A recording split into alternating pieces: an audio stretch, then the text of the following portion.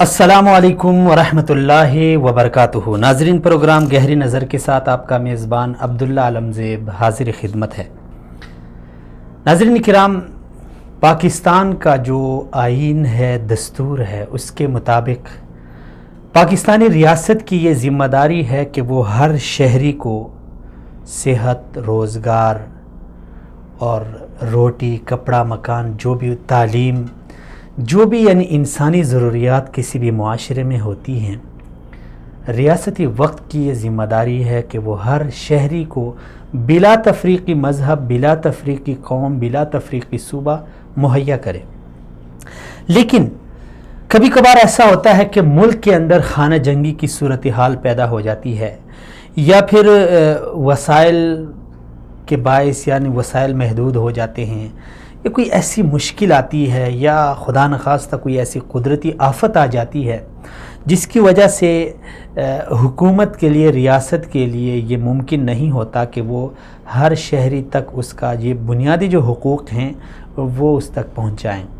ऐसे में होता क्या है कि मुल्क के अंदर और फिर दीगर जो ममालिक होते हैं, खैर सगाली का जज्बा होता है, वो अपनी NGOs उस मुल्क में भेजते हैं ताकि वो हुकूमती वक्त के साथ मिल के अवाम के इन सहूलियात के लिए, अवाम के इन हुकूक़ के लिए कोशां रहे। और फिर उसके लिए शर्त ये होती है कि जो भी NGOs अंदरूनी हो या बैरूनी हो, वो हुकूमती वक्त के साथ रजिस्टर होती हैं, अपना सरमाया हुकूमत को दिखाती है, अपना जो मिशन है उससे हुकूमत वक्त को आगाह करती है।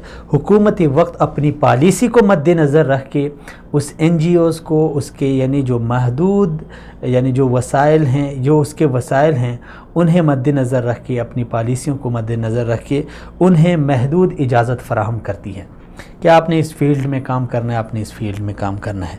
ये बज़ाहिर अगर देखा जाए एक बहुत अच्छा और एक यानी मुस्बत तरीक़ाकार है, लेकिन 9/11 के बाद ये जो खैर सगाली के जज्बे थे ममालिक में और जो दोस्ताना ताल्लुकात थे, वो बिल्कुल मफादात में चेंज हो गए, और मफादात भी इस हद तक के वक्ती तौर पे 9/11 के बाद ये जो सारा खेल था ये उल्टा हो गया, और हर एक मुल्क में दूसरे मुल्क की जो NGOs जाती है उनका हदफ ये नहीं होता। बज़ाहिर तो वो वहाँ की आवाम को ये शो करते हैं कि हम आपके मुल्क में आपकी खिदमत के लिए, आपके गरीबों के लिए, आपके बच्चों के लिए, आपके बीमारों के लिए ये खिदमत देने के लिए फ़लाँ मुल्क से आए, फ़लाँ मुल्क से, लेकिन उनके पीछे मकासद बड़े भयानक होते हैं।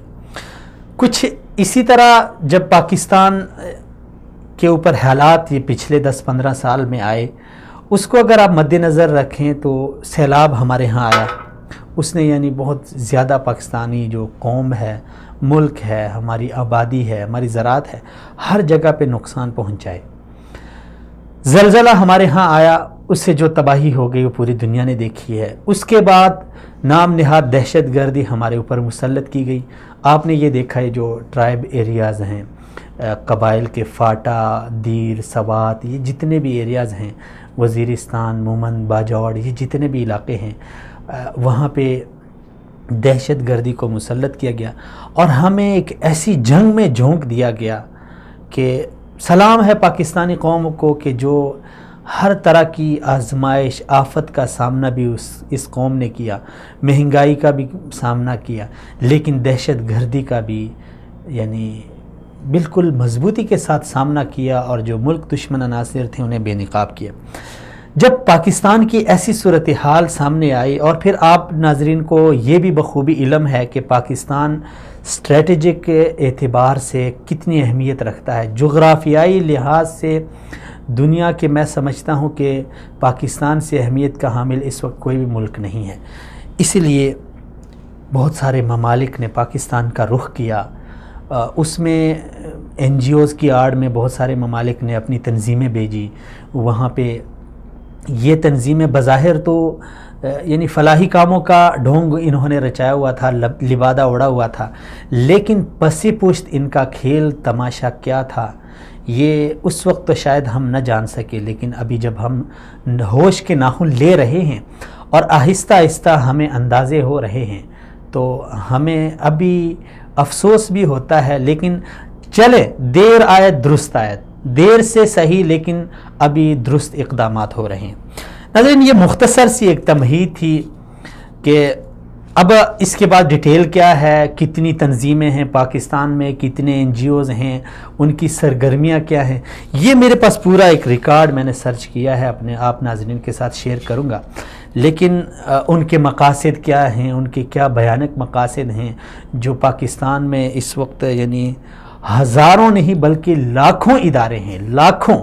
آپ یہ حیران یعنی سن کے حیران ہو جائیں گے کہ پاکستان میں اس وقت 2 لاکھ کے قریب غیر سرکاری ادارے فعال ہیں، اور ان کا بجٹ کیا ہے، ان کی کارکردگی کیا ہے، یہ سارا میں آپ ناظرین کے ساتھ شیئر کروں گا۔ لیکن ایک فلاحی ادارہ جو کہ ایران سے وہ سپورٹ ہوتا رہا، اس حوالے سے ہم نے ایک مختصر سی رپورٹ بنائی ہے، پہلے ہم اس کو مشاہدہ کرتے ہیں۔ یہ صرف ایک مثال ہے، باقی اس کی ساری ڈیٹیل آپ ناظرین کے سامنے رکھی جائے گی، لیکن چلیں ہم سب ابھی مل کے دیکھتے ہیں اس رپورٹ کو کہ یہ کیا ہو رہا ہے فلاحی اداروں کی آڑ میں۔ چلیں۔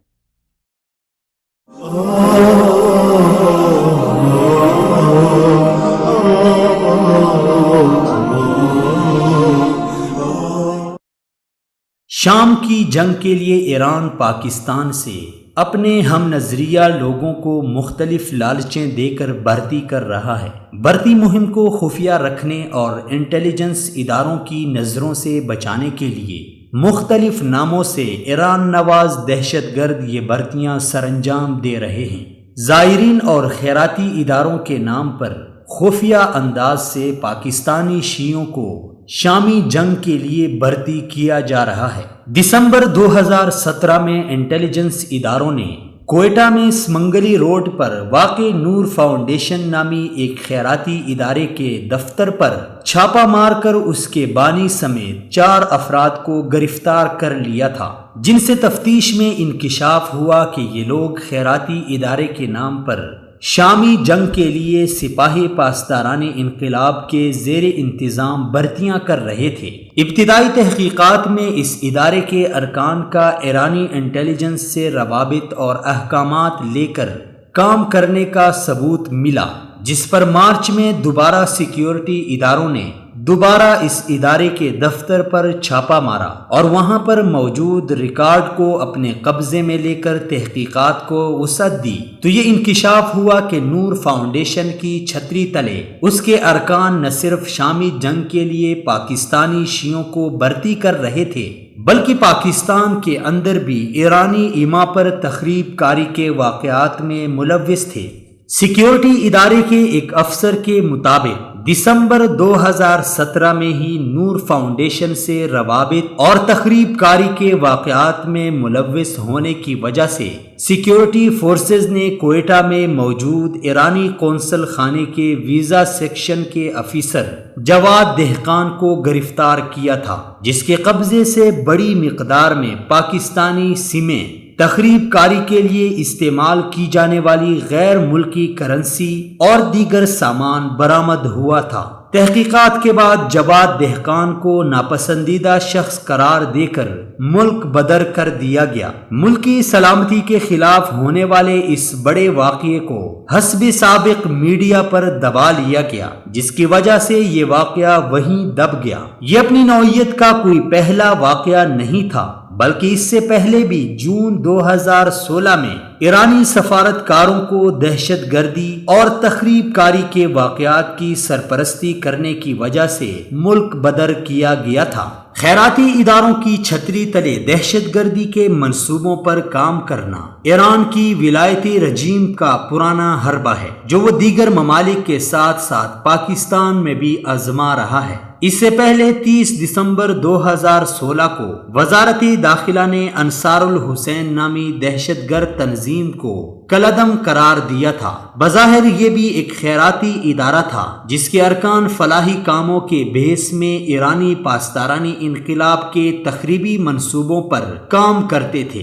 یہ تنظیم خیراتی ادارے کے نام پر پاکستان سے شیعہ نوجوانوں کو ٹریننگ دے کر براستہ ایران شام روانہ کرتی تھی، جو وہاں شامی عوام کے خلاف ایرانی جنگ کا حصہ بنتے تھے۔ انصار الحسین نامی تنظیم پر پابندی لگانے کے بعد سینٹ کی دفاعی کمیٹی کے چیئرمین سینیٹر عبدالقیوم نے کہا تھا کہ حکومت اس بارے میں مزید چھان بین کر رہی ہے کہ آیا کوئی اور گروپ تو سپاہ پاسداران انقلاب کے لیے بھرتیاں نہیں کر رہا۔ اس چھان بین کے بعد سیکیورٹی اداروں نے انصار الحسین کے دہشت گردوں کے انکشافات کی روشنی میں شیعہ فلاحی ادارے نور فاؤنڈیشن کے خلاف کارروائی کا آغاز کیا۔ پاکستان میں کئی شیعہ تنظیمیں براہ راست پاسدارانی انقلاب سے احکامات لے کر مختلف ناموں سے کام کر رہی ہیں، جن میں مجلس وحدت المسلمین، شیعہ علماء کونسل، تحریک نفاذ فقہ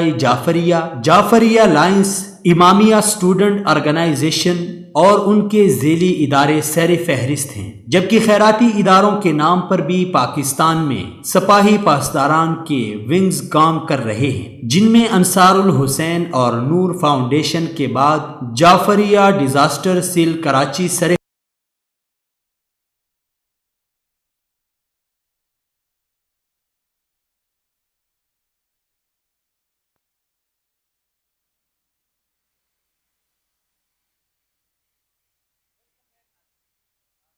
ایک بار پھر خوش آمدید کہتا ہوں پروگرام میں۔ ناظرین، آپ نے یہ رپورٹ دیکھ لی ہے۔ میرے سوالات یہ ہیں، میں پہلے عرض کر چکا ہوں کہ دیر آیت درست آیت، چلیں دیر سے صحیح لیکن درست فیصلے ہو رہے ہیں، اس پہ یعنی ہمیں خوشی ہے۔ سوال یہ ہے کہ ایسے این جی اوز، ایسے اداروں کو جن کے بارے میں ٹھوس ثبوت بھی ہوں، جہاں پہ انکشافات بھی ہوں، کیا صرف یعنی یہ میرا سوال نہیں، یہ پوری قوم کا ایک سوال ہے اپنی حکومت سے، اپنے اداروں سے، کہ صرف یہی کافی ہوتا ہے کہ ایک جگہ سے ہمیں سمیں ملیں، یہاں سے ہمیں اسلحہ ملے، جہاں سے ہمیں یہ انکشاف ہو کہ یہاں پہ جو بیرونی ملک نوجوان بھیجے جا رہے تھے ان کو سپورٹ یہاں سے ہو رہی تھی، یہاں ہمیں اندازہ ہو کہ یہاں اس فاؤنڈیشن سے، اس این جی او سے پورے ملک میں اسلحے کی اسمگلنگ ہو رہی ہو، کراچی تا خیبر سکردو تک ایمبولینس کو، یعنی جو ایک اچھا ایمبولینس جسے دیکھ کے انسان کا دل دکھتا ہے کہ شاید اس میں کوئی مریض ہے یا یعنی کوئی میت ہے، اسی ایمبولینس کو دہشت گردی کے لیے استعمال کیا جا رہا ہو۔ اتنے سارے یعنی سیکیورٹی ادارے خود اس کو پکڑیں، نہ کسی دوسری مخالف تنظیم کے کہنے پہ، نہ کسی جماعت کے کہنے پہ، نہ کسی سیاسی پارٹی کی مداخلت، اور یہ سب کچھ ہو جائے اور ہم کیا کریں؟ ایک شخص کو ناپسندیدہ قرار دے کر ملک سے بدر کر دیں۔ کیا یہی کافی ہوتا ہے؟ یعنی یہ ایک مسئلہ نہیں ہے، کتنے عرصے سے ہم یہ رویہ اپنائے ہوئے ہیں۔ ابھی خان صاحب کی حکومت آئی ہے، امید ہے کہ ٹھوس اقدامات ہوں گے، لیکن سیکیورٹی ادارے تو ہمارے وہی پہ ہیں۔ کیا یہی کافی ہوتا ہے کہ ہم صرف ہمارے پاس ثبوت بھی ہوں، ہمارے پاس سب کچھ موجود ہو، اس کے باوجود ہم اس ملک کے سفیر کو لا کے اس کے سامنے احتجاجاً 2-4 شب بول دیں؟ کہ یہی کافی ہے؟ کیا ملک میں جن لوگوں نے قربانیاں دی ہیں، جو جوان شہید ہوئے ہیں، جو گھر اجڑ گئے ہیں، اور ان کے جو بڑے بڑے مجرم ہیں انہیں ہم پکڑیں اور پکڑنے کے بعد ہم یہی کہہ دیں کہ ہم نے فلاں ملک کے سفیر کے سامنے احتجاج کیا ہے، اپنا احتجاج ریکارڈ کرایا ہے، ہم نے یہ کیا ہے، ہم نے وہ کیا؟ کیا یہی کافی ہوتا ہے؟ ہرگز نہیں۔ یہ ہمارا وتیرہ بن چکا ہے۔ کیوں ہم یعنی کس مصلحت کا ہم شکار ہیں؟ کیا یعنی ہماری مجبوری ہے؟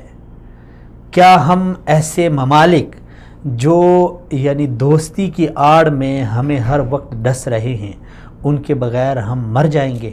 ان کے بغیر ہماری معیشت گر جائے گی؟ ان کے بغیر ہمارا جو سیکیورٹی ہے وہ نہیں رہے گی؟ اس کے بغیر ہمارا یعنی تعلیم جاری نہیں رہ سکتی؟ بس عجیب سی صورتحال ہے۔ ناظرین چلتے ہیں آگے۔ پاکستان نے کچھ دن قبل، پاکستانی حکومت نے جو نئی گورنمنٹ آئی ہے، اس نے 18 بین الاقوامی NGOs کو ملک چھوڑنے کا حکم دیا ہے۔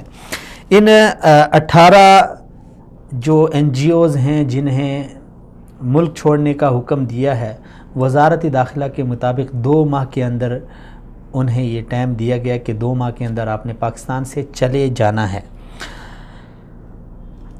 اچھا، یہ 18 جو تنظیمیں ہیں، جو NGOs ہیں، ان میں سے اگر آپ دیکھیں تو 9 کا تعلق امریکہ سے ہے، 3 کا برطانیہ، 2 کا ہالینڈ سے، جبکہ آئرلینڈ، ڈنمارک، اٹلی اور سوئٹزرلینڈ کی ایک تنظیم ایک NGO ہے۔ یہ صرف 18 NGOs کو ایسے ملک بدر کرنا یہ کافی نہیں ہے۔ میں آپ ناظرین کے علم کے لیے بتا دوں کہ اس وقت پاکستان میں 1.5 لاکھ غیر سرکاری تنظیمیں کام کر رہی ہیں۔ 1.5 لاکھ یعنی 2,50,000، جن میں سے 56,219 جو تنظیمیں ہیں وہ رجسٹر ہیں، اور یہ کسی بھی ملک میں یعنی دنیا کے کسی بھی ملک سے بڑھ کر ہمارے ہاں فلاحی ادارے ہیں۔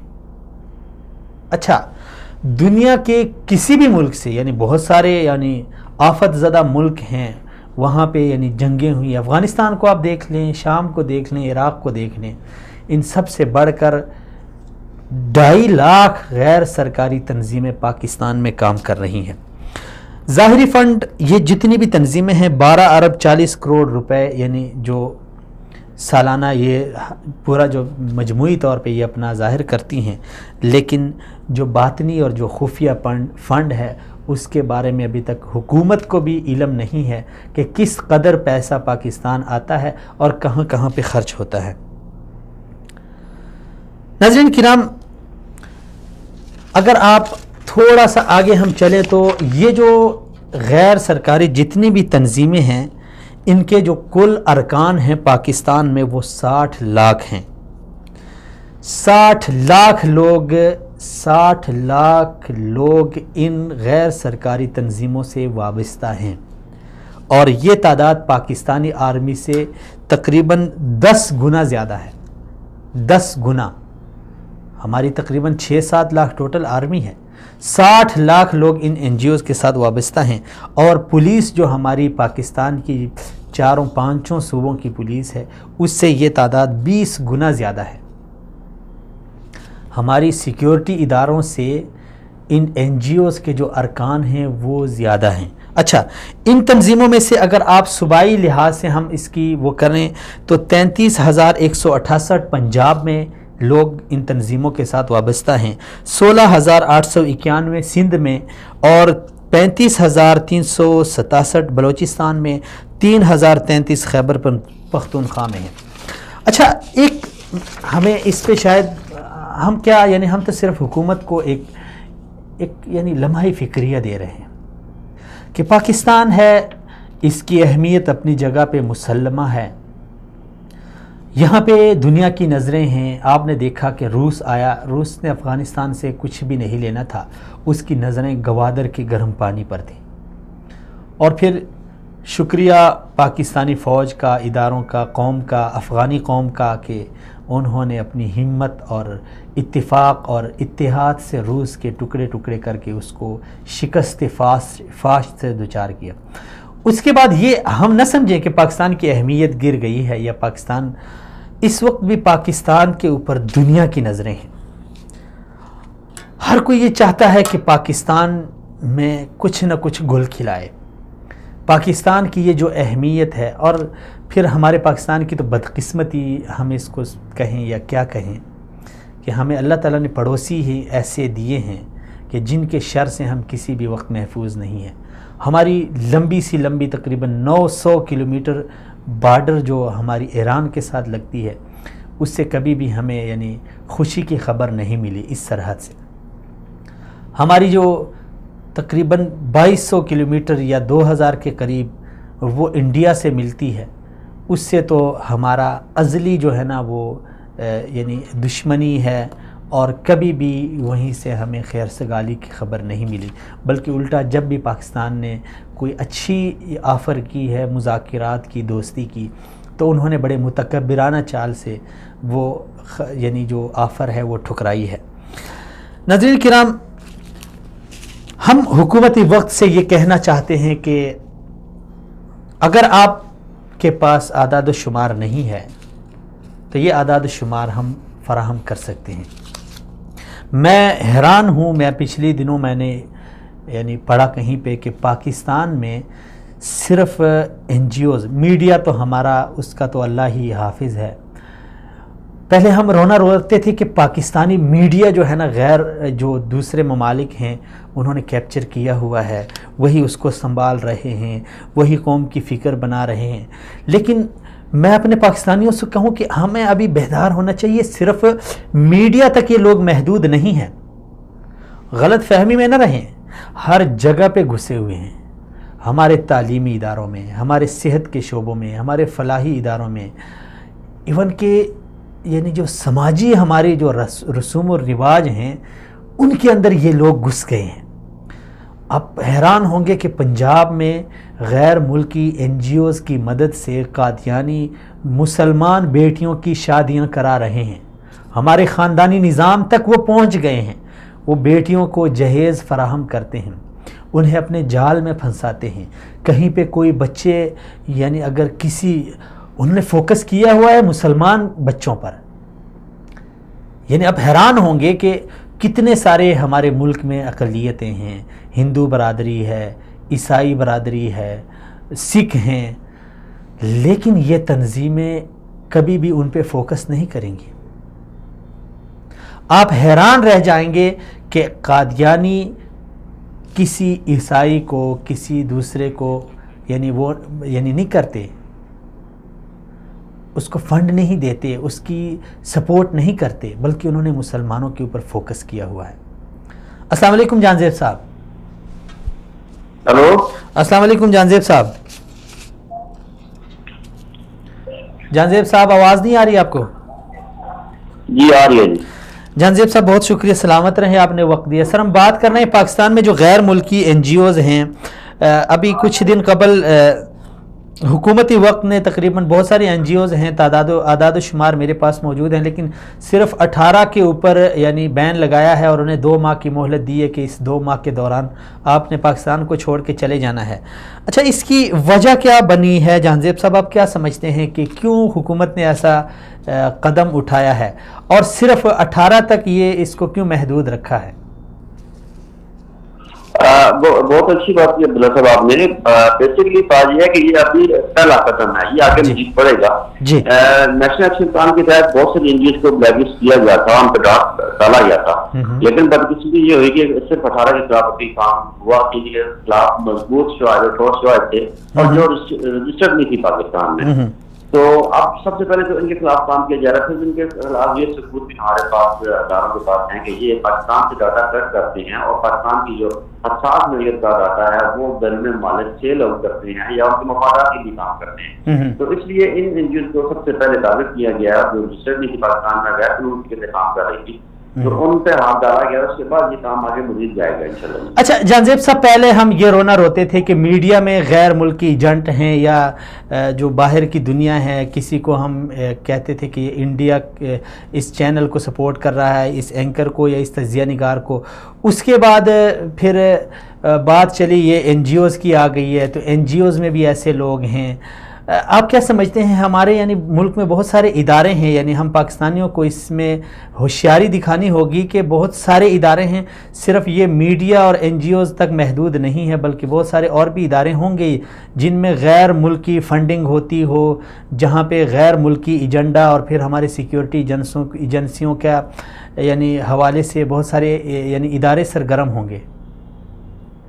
اس کی تو آپ نے ابھی ایک واضح مثال دیکھی ہے، جو وہ سویتی وقت کا پاس چوری کرتے ہوئے ایک فیکٹری لیول کا بندہ پکڑا گیا ہے۔ تو اس سے تو ثابت ہوتا ہے کہ پاکستان کے اداروں کی جڑیں جو ہیں وہ شہر سے غدار ہوکی کر رہے ہیں۔ تو خالی این جی اوز تک محدود نہیں رہنا، لیکن ان این جی اوز کے ساتھ جو ہے ہمارے بہت سارے ٹی وی اینکرز اور بہت سارے کالم نگار جن کو ہم جانتے ہیں، ہمارے پروگرام میں بھی یہ جو این جی او ایک بین ہوئی ہے، اس کے ایک سربراہ اگر آپ کو یاد ہو تو ایک دفعہ ہمارے پروگرام میں بھی آئے تھے، رتگر ایک نام سے جو ہے وہ 18 این جی اوز میں سے جو پاکستان میں ابھی بین ہو چکی ہے. تو یہ لوگ جو ہے پاکستان کی مفادات کے خلاف کام کر رہے تھے، اور ابھی تک اس کے وقت جو ہے حکومت ایسے لوگوں کی چھانٹی کر رہی ہے. اس میں سیاستدان بھی آتے ہیں، اس میں بیوروکریٹ بھی آتے ہیں، اس میں اور مختلف اداروں میں بھی لوگ کام کر رہے ہیں جو رہتے ہوئے پاکستان کے اندر رہتے ہوئے کھاتے پاکستان میں ہیں، لیکن وہ گن اوروں کے گاتے ہیں. اب اس کی کام کی نوعیت مختلف ہے، کچھ جو ہے وہ مذہبی نوعیت پہ کام کر رہے ہیں، کچھ جو ہے سیاسی بنیادوں پہ کام کر رہے ہیں، اور کچھ لوگ جو ہیں ان کا ایک بیرونی ایجنڈا ہے، لبرلزم پہ وہ کام کر رہے ہیں. اب دیکھنا یہ ہے کہ کون سے ایسے مفادات ہیں جو پاکستان کے خلاف جا رہے ہیں، جو پاکستان کے ساتھ کے خلاف جا رہے ہیں،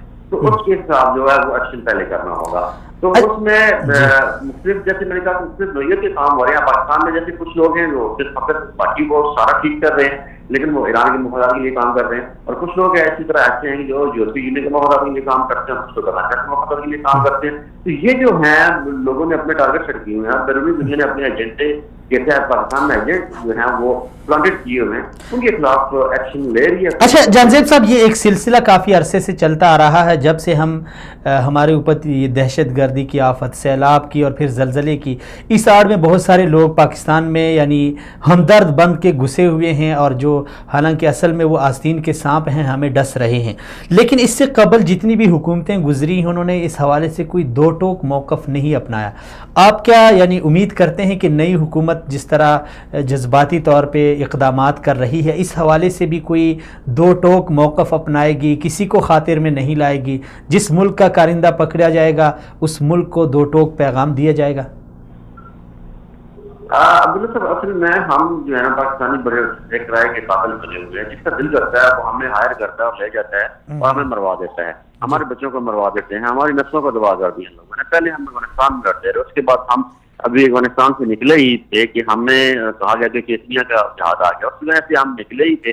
تو ابھی جو ہے ہمارے بچوں کو وہ لے گئے ہیں سیریا کے جہاد میں. تو یہ جو ہے، اور سیریا میں ظلم یہ ہے کہ پاکستانی کے سامنے پاکستانی کو لڑایا جا رہا ہے. ایک طرف پاکستانی جو ہے وہ پاکستان سے بہت بڑی تعداد جو ہے وہ شیعہ نوجوانوں کی وہ یہاں سے لے جا کے ایران میں ٹریننگ ان کو دی جاتی ہے اور پھر وہاں جا کے ان کو سیریا میں لڑایا جاتا ہے. تو ہمارے پاکستانی جا رہے ہیں. وزیر اعظم پاکستان جو ابھی نئے بنے عمران خان صاحب، انہوں نے ایک تبدیلی کا نعرہ لگایا. دوسرا ان کا یہ نعرہ ہے کہ پاکستان جو ہے وہ کسی بیرونی دنیا کی جنگ نہیں لڑے گا. تو اس میں آپ کو ذہن میں یہ رکھنا ہے کہ پاکستان اب وہ وقت آ گیا جب پاکستان صرف اپنے مفادات کی جنگ لڑے گا، اور پاکستان مفادات کی بنیاد پہ بائلیٹرل تعلق رکھے گا. جو پاکستان کے حق میں ہوگا وہی وہ جی بدل. اب پاکستان کسی کی جنگ میں کرائے کا قاتل بن کے پاکستانی نوجوان جو ہے ان کے طور پر انشاءاللہ استعمال نہیں ہوں گے. یہ ہماری امید ہے، اللہ کرے ہماری امیدوں پہ اور آپ کی امیدوں پہ پاکستانی نئی حکومت پورا اترے. چلیں جی، بہت شکریہ، سلامت رہیں، آپ نے وقت دیا جان زیب صاحب. ناظرین کرام، تعداد میں پاکستان میں جو سرکاری یا غیر سرکاری ادارے ہیں وہ 2.5 لاکھ تک ہیں. ان میں سے 56,219 ادارے یہ رجسٹرڈ ہیں حکومت کے پاس. اس میں صرف اس میں یہ میں 2.5 لاکھ پورے کی بات نہیں کر، صرف اس میں 60 لاکھ ارکان ملک میں کام کر رہے ہیں. سوال مگر یہ ہے، یہ ادارے تعلیم پہ کتنا بجٹ خرچ کرتے ہیں، صحت پہ کتنا کرتے ہیں، ڈیولپمنٹ ہاؤسنگ پہ کتنا، شہری حقوق پہ کتنا، یعنی سماجی خدمات کے لیے کتنا، یعنی کتنی وہ رقم خرچ کرتے ہیں. بہت ساری یعنی یہ ساری ڈیٹیل میرے پاس موجود ہے. لیکن میرا ایک سادہ سا سوال ہے، اتنا ان کے پیسہ آتا ہے، غیر جو ہمارے دوسرے ممالک ہیں، پڑوسی ممالک ہیں یا جو دور کے ممالک ہیں، اتنا پیسہ وہاں سے آتا ہے. 56,219 اداروں کے 60 لاکھ ارکان کام کر رہے ہیں، لیکن پاکستان میں اس کا اثر دکھائی نہیں دے رہا. کبھی آپ نے سوچا ہے؟ غور کیجئے گا ذرا. تعلیم میں کوئی فرق نہیں پڑ رہا، بلکہ الٹا جو ادارے ان این جی اوز کے ماتحت چل رہے ہیں ان کے اوپر انگلیاں اٹھ رہی ہے. صحت میں کوئی خاطر خواہ یعنی یہ تبدیلی نہیں لا سکے، کوئی یعنی لوگوں کو سہولیات فراہم نہیں کر سکے. دوسرے جتنے بھی ہیں ڈیولپمنٹ کے کام ہیں، تحقیق ہے، تعلیم ہے، سماجی خدمات ہے، وہاں پہ آخر یہ پیسہ جاتا کہاں ہے؟ یہ ایک سوال بہت اہم ہے اور یہ سوال ہمیں اپنی حکومت اپنے اداروں کے سامنے رکھنا چاہیے۔ آخر کیوں پاکستانی حکومت اس مزدور کے اس پیسے پہ تو پابندی لگاتی ہے جو غیر قانونی طریقے سے اپنے گھر بیچتا ہے، کیونکہ وہ چاہتا ہے کہ میں ٹیکس سے بچ جاؤں، ہونڈی کے ذریعے بیچتا ہے یا کوئی دوسرے طریقے، اس کو تو ہم منی لانڈرنگ کا یعنی اس کے اوپر وہ منی لانڈرنگ کا فیصلہ صادر کرتے ہیں۔ لیکن کبھی ہم نے یہ بھی سوچا ہے کہ جو غیر ملکی این جی اوز کو یہ پیسہ آتا ہے کہاں سے آتا ہے، کیسے آتا ہے اور کہاں پہ خرچ ہوتا ہے؟ کبھی آپ نے سوچا ہے؟ نہیں، کسی نے بھی نہیں سوچا، کیونکہ لوگوں کی ذہنیت کو اس قدر مفلوج کی گئی ہے کہ لوگ اس حوالے سے سوچے ہی نہ، بس ان کو یہ سوچنا یعنی اتنی فکر دی گئی کہ این جی اوز ہیں یار فلاحی کام کرتے ہیں۔ اکثر آپ نے دیکھا ہوگا این جی اوز والے تعلیم کے اوپر فوکس کرتے ہیں، لیکن پاکستان میں ایسے 70% بچے بھی اسکول نہیں جاتے۔ آیا یہ جو تعلیم کی مد میں اتنا جو این جی اوز کے پاس جو ادارے ہیں، پیسہ ہے، یہ کہاں پہ خرچ ہوتا ہے؟ یہ سن لیجئے ناظرین، یہ سارا ڈرامہ ہے، یہ سارا ڈھونگ رچایا گیا ہے، اور اتنے سارے اداروں میں آپ نے نہیں دیکھا ہوگا، وہی جو پاکستان کے ہمارے 2-4 مشہور ہیں، انہی کو ہم ہر آفت میں دیکھتے ہیں۔ ان کی ایک لابی ہے ہر ایک ملک میں، وہ این جی اوز کے تھرو اس لابی کو سپورٹ کیا جا رہا ہے، وہ لابی آگے این جی اوز، آپ یہ بھی ایک سوچنے کی بات میں آپ ناظرین کو بتا رہا ہوں کہ جتنے بھی این جی اوز ہیں بڑے بڑے، ان کے دفاتر، ان کے آفیسز کو اگر آپ پاکستان میں سروے کریں تو انہوں نے ایسے جگہ پہ بنائے ہوتے ہیں جہاں پہ ہمارا یعنی سیکیورٹی کا کوئی ادارہ ہو، پولیس کا یا فوج کا یا کوئی دوسرے تیسرے، یعنی ایسے اداروں کے قریب قریب یہ ہمیں مانیٹر کر رہے ہیں، ہماری یعنی جو اپنے ممالک کی ایجنسیاں ہیں ان کے لیے کام کرتے ہیں، وہاں یہاں پہ لوگوں کو سپورٹ کی آڑ میں، ہمدردی کی آڑ میں سروے کرتے ہیں۔ آپ نے دیکھا ہوگا کہ اکثر یہ سروے کرتے ہیں، یہ بلوچستان میں سب سے زیادہ این جی او سرگرم ہیں، کیوں ہے؟ پھر بھی بلوچیوں کو پانی نہیں مل رہا، یہ این جی اوز والے کیا کر رہے ہیں؟ یہ گھر گھر گھوم رہے ہیں، سروے کر رہے ہیں، یہ سارا ڈیٹا جمع کر کے اپنے ممالک کی ایجنسیوں کو فراہم کرتے ہیں۔ ہم نے نور فاؤنڈیشن کی آپ کو مثال دے دی ہے، یعنی ایک بڑا آفیسر جو ایران یعنی کوئٹہ میں جو ایران قونصلیٹ ہے اس کا ایک بڑا آفیسر، ویزا سیکشن کا جو بڑا آفیسر ہے دہقان، وہ اس سارے گینگ کو چلا رہا ہے، نام دیا ہوا ہے نور فاؤنڈیشن، ایمبولینسیں انہوں نے رکھی ہوئی ہے نور فاؤنڈیشن، اوپر خون بھی چھڑکایا ہوا ہے تاکہ دنیا کو یہ ایک دھوکہ دیا جا سکے کہ یہ ایمبولینس تو یہاں پہ جو ہزارہ لوگ مر رہے، ہزارہ لوگوں کو بھی یہی مروا رہے ہیں، خود ہی مروا کے خود ہی ان ایمبولینس میں ڈال کے 2-4 ایمبولینس آگے پیچھے کر کے یہ دنیا کو یہ بتا رہے ہیں کہ نور فاؤنڈیشن کا کام یہی ہے۔ اس دن میں دیکھ رہا تھا ایک صاحب نے لکھا ہوا تھا کہ تم نور فاؤنڈیشن تو بنی ہی اسی لیے ہے۔ اچھا بنی ہے تو آپ نور فاؤنڈیشن کو آپ نے تافتان میں کیوں رکھا ہوا ہے؟ ایران کے بارڈر کے قریب کیوں رکھا ہوا ہے؟ نور فاؤنڈیشن کو اگر آپ نے بلوچستان کے لیے بنایا، ہزارہ کے لیے، اس کی ایمبولینسیں کراچی میں کیا کر رہی ہیں؟ کیوں وہ بلوچستان سے کراچی جاتی ہیں؟ یہ سارے ڈرامے ہیں اور باقاعدہ سیکیورٹی اداروں نے اس کو پکڑا ہے، انکشافات ہوئے ہیں۔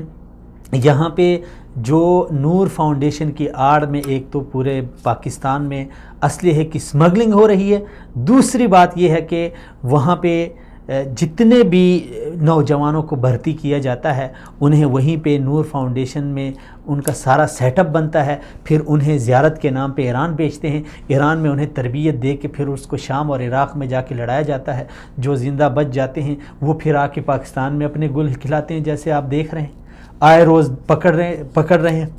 یار ہمیں پھر کہتے ہیں کہ آپ فرقہ واریت پہ بات کر رہے ہیں، آپ اس پہ بات کر رہے ہیں، مجھے دکھایا جائے کسی اور ملک کا ایجنٹ کیوں نہیں پکڑا جاتا؟ جب ہم ایران کی بات کرتے ہیں کہتے ہیں کہ یہ سعودیہ کے یہ ہیں وہ ہیں، یار دکھایا جائے مجھے تاریخ میں کسی اور ملک کا ایجنٹ کیوں نہیں پکڑا جائے؟ جب بھی پکڑا جائے ایران اور انڈیا کے ساتھ، یا ایران کے ساتھ یا انڈیا کے ساتھ یا دونوں کے ساتھ اس کا لنک ہوتا ہے، پھر اوپر سے ہمیں بھاشن دیا جاتا ہے کہ نہیں جی ایران تو وہ ملک ہے جس نے سب سے پہلے پاکستان کو تسلیم کیا ہے۔ صحیح بات ہے، ایران نے پاکستان کو تسلیم کیا ہے، لیکن سب سے پہلے پاکستان کو برباد بھی ایران نے کر دیا ہے۔ اس پہ کسی نے غور نہیں کیا، بس یہی ایک ہی رٹا لگایا ہوتا ہے کہ جی جب پاکستان بنا تو کوئی اس کو ماننے کے لیے تیار ہی نہیں تھا، وہ واحد ایران تھا، لیکن اس نے اس کو تسلیم ہی اسی لیے کیا تھا کہ اس میں اپنے کارروائیاں کرنی ہیں۔ یہ ساری چیزیں قوم کو پتہ ہونی چاہیے، ہمارے اداروں کو یہ ساری ڈیٹیل ان کے پاس موجود ہے۔ نئی حکومت سے ہماری یہ گزارش ہے، یعنی گزارش ہے، اپیل ہے کہ کسی کو بھی خاطر میں نہ لائیں، واللہ ہم پاکستان کی سالمیت کے لیے، پاکستان کے دفاع کے لیے کسی بھی حد تک جا سکتے ہیں۔ بھلے آپ مہنگائی کریں خان صاحب، جتنی مہنگائی کریں ہم برداشت کر لیں گے، بجلی نہ ہو ہم نے بہت برداشت کر لیا، لیکن ملکی دفاع اور ملک کی سالمیت پہ آپ کوئی کمپرومائز نہ کریں، کسی کو بھی خاطر میں نہ لائیں، کسی بھی ملک میں، کسی بھی ملک کو، کسی بھی شخص کو، کسی بھی فرقے کو، کسی بھی تنظیم کو، کسی بھی پارٹی کو۔ جس نے جس طرح آپ لٹیرے سیاستدانوں کے پیچھے پڑے ہوئے ہیں، اسی طرح ملک دشمنوں کے اوپر بھی توجہ دیں، انہیں بھی چن چن کے پکڑیں، انہیں لٹکائیں۔ ایک طرف تو ہم ٹھیک ہے اپنی معیشت بہتر کر رہے ہیں جو اب جس کی بری حالت ہو گئی ہے، لیکن دوسری طرف ہم سوچ نہیں رہے کہ یار ایسے لوگوں کی آڑ میں، ایسے ایجنٹوں کی آڑ میں پاکستانی معیشت کتنی کھوکھلی ہو رہی ہے۔ ابھی ایک نیا گل کھلا ہوا ہے ہمارے پڑوسی ملک نے کہ بھائی ایران پاکستان میں ڈالر اوپر چلا گیا تو پاکستانی جو جن کے پاس ڈالر ہیں وہ ایران جاتے ہیں، وہاں پہ اس کو ایرانی کرنسی میں چینج کر کے وہاں سے سامان لے کے آتے ہیں۔ جو بھی غلط کام ہوتا ہے پاکستان میں اس کے پیچھے یہی ہمارا برادر، عجیب برادر ہے، عجیب پڑوسی ملک ہے۔ ناظرین کرام، یہ جو میں نے آپ ناظرین کے ساتھ یہ ڈیٹیل شیئر کی ہے، اگر دیکھا جائے تو پاکستان کے یعنی این جی اوز کے حوالے سے ہمارے آرڈیننس موجود ہیں 1961 کے تحت، اور پھر اسی طرح سوسائٹیز رجسٹریشن ایکٹ 1860 کے ذریعے، یعنی بہت سارے وہ ہیں، 1984 کا ایکٹ موجود ہے۔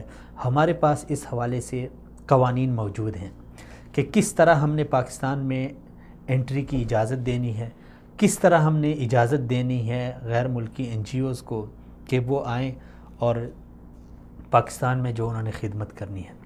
لیکن اس حوالے سے یہ تو شکر ہے نئی حکومت نے اس حوالے سے کوئی قدم اٹھایا ہے، اور اگر یہ قدم اٹھایا ہے تو ہماری گزارش ہے کہ یہ قدم 2-4 اور اٹھائے جائیں۔ یقین جانیے اتنے ایجنٹ پکڑے جائیں گے، اتنے لوگ ننگے ہو جائیں گے، اتنے چہرے بے نقاب ہو جائیں گے کہ ہم سوچ بھی نہیں سکتے۔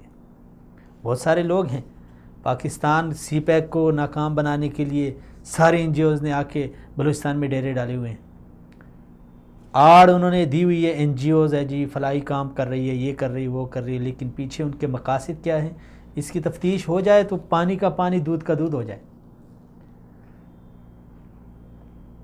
ہمارے یہ جو قبائلی علاقے ہیں وہاں پہ لوگوں کی ذہنیت کو برباد کیا جا رہا ہے۔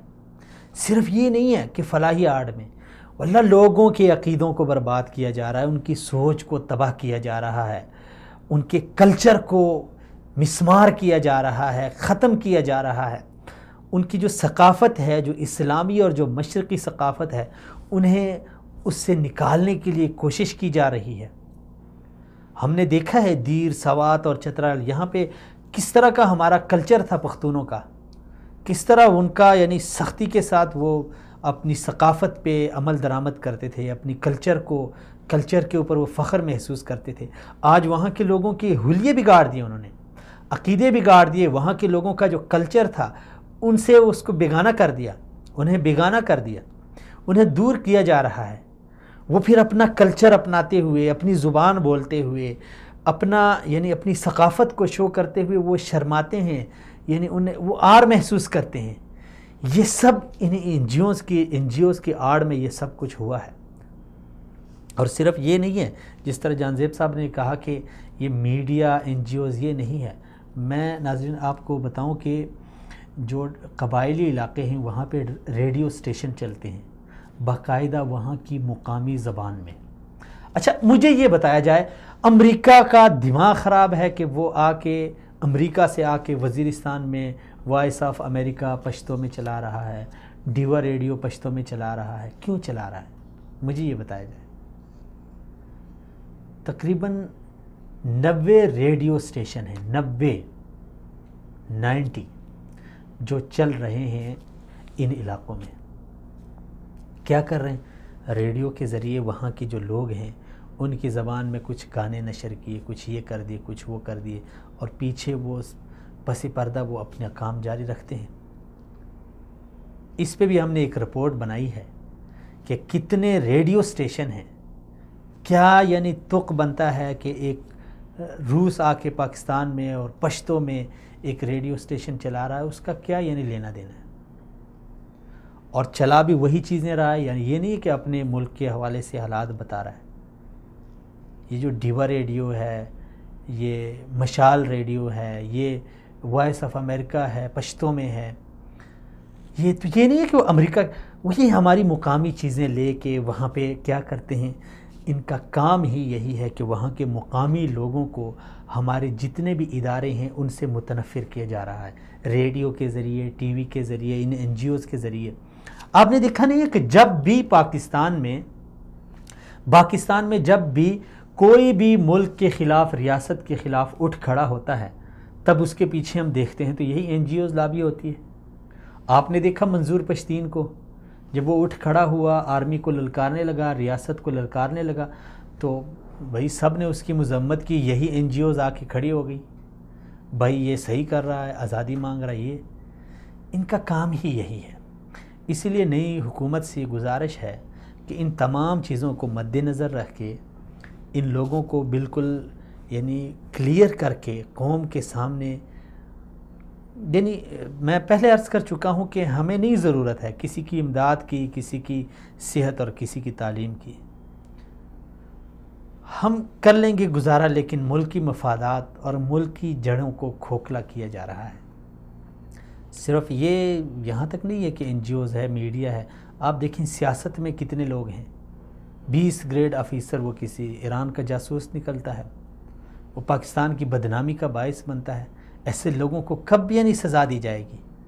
صرف باتوں سے تو کام نہیں چلے گا، ان کو لٹکانا چاہیے، قوم کے سامنے ان کو نشانی عبرت بنانا چاہیے.